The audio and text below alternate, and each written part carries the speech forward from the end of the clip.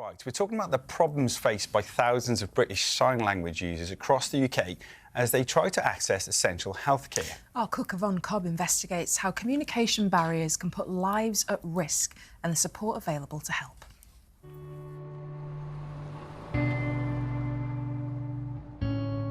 If you're not familiar with British Sign Language, or BSL, you may assume my movements with my hands match exactly to the words that you're hearing, when in reality it's not.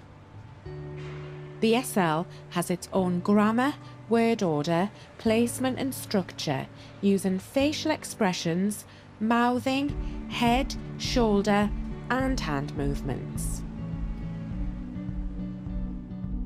This can be a huge problem when essential services like health or social care are mainly communicated in spoken or written English.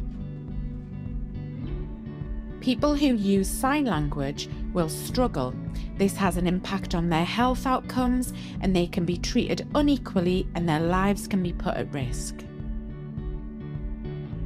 Now I'm here to meet Kate to tell me about her story.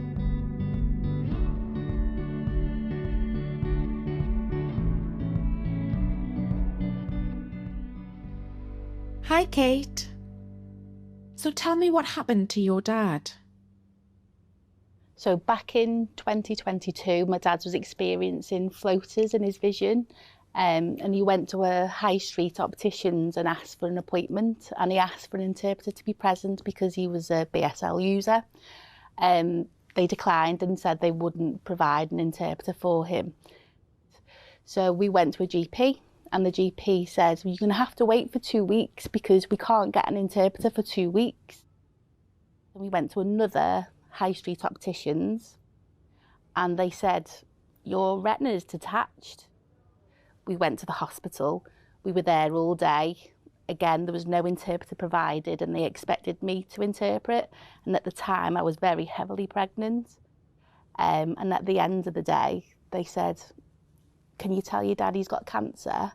And we need to bring him in quickly and we'll be in contact. So I had to relay that information.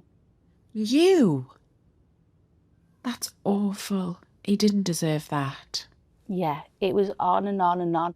And do you think because of that, it shortened your dad's life? I feel so, yeah, because one of the other appointments, again, that I had to interpret, they said to Dad, we've done a biopsy and actually the cancer's very aggressive. And if we haven't caught it early enough, it will go to your liver. And apologies, but there's nothing we can do. How did he feel? He was so frustrated.